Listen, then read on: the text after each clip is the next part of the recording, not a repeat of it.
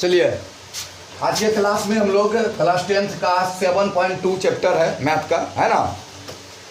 उसमें विभाजन सूत्र के बारे में पढ़ते हैं, है ना। विभाजन सूत्र का मीनिंग क्या हुआ? किसी रेखा को कोई बिंदु जो है विभाजित करती है, काटती है, कुछ ना कुछ रेशियो में काटते होगी, अनुपात में, है ना। तो जो बिंदु जो है काटती है उस बिंदु का निर्देशांक निकालने के लिए, है ना। तो विभाजन सूत्र में देखिए, माना कि बिंदु ए x1 y1 है तथा b x2 y2 है, को मिलाने वाली रेखा को बिंदु p x y m1 अनुपात m2 में विभाजित करती है ना। अनुपात मतलब हुआ जैसे कोई रेखा है, जैसे ए बी है ना। इसको कोई बिंदु जो है 3:4 में बांट रहा है, इसका मतलब इधर का 3 भाग और इधर का 4 भाग, टोटल मिला 7 भागों में 3 भाग इधर, 4 भाग उधर हो गया। यही हो गया रेशियो, अनुपात। तो इसको 3:4 बोलेंगे, समझा।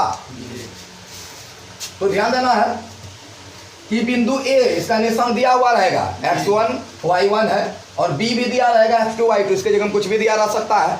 इसको कोई बिंदु जो है p काट रहा है, ध्यान दीजिए, p काट रहा है, इसका भी निशान xy मान लिए है, इसका तो निकालना है हमको, xy मान लेते हैं।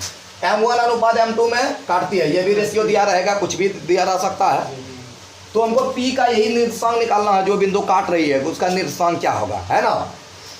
तो p का निर्देशांक होगा m1 x2 plus m2 x1 बटा m1 जोड़ m2। मतलब x बिंदु निकाल रहे हैं तो y नहीं होगा, और y निकालेंगे तो x नहीं होगा।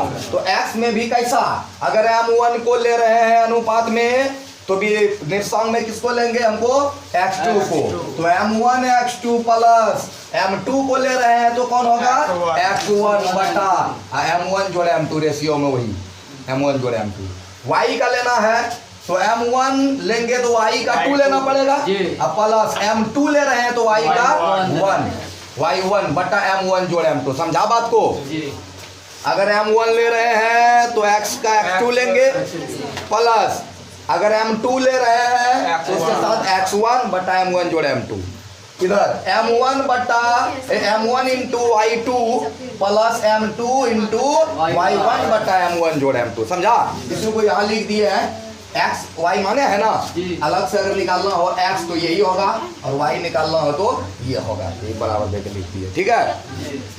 अब ध्यान दीजिएगा, माना कि बिंदु ए x1 y1 है और b x2 y2 है, को मिलाने वाली रेखा को बिंदु p x y या समान अनुपात में बांट रहा हुआ, m2 m1 m2 में बांट रहा था, या सेम अनुपात में, मतलब 2 2 3 3 4 4 जितना होगा दोनों भाग बराबर हो रहा है, मतलब बराबर का बिंदु का निर्देशांक निकालना है, समझा।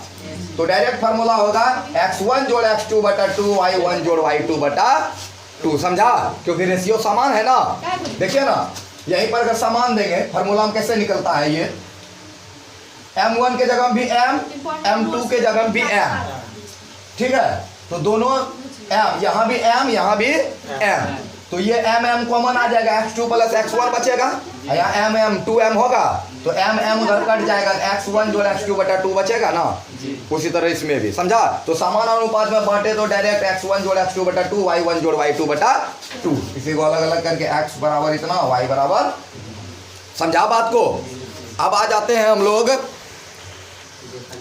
केंद्रक का निर्देशांक के बारे में पढ़ते हैं। केंद्रक किसे कहते हैं रे, केंद्रक किसे कहते हैं?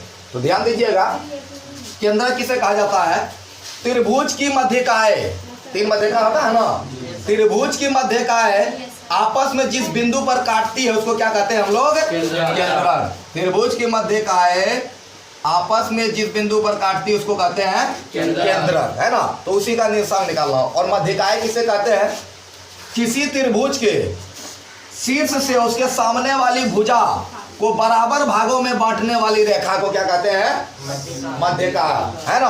अर्थात इसके ए से अगर बीसी पर खींच रहे हैं, जिस बिंदु पर काट रहा है ये समान अनुपात में बांटेगा, जैसे p q r।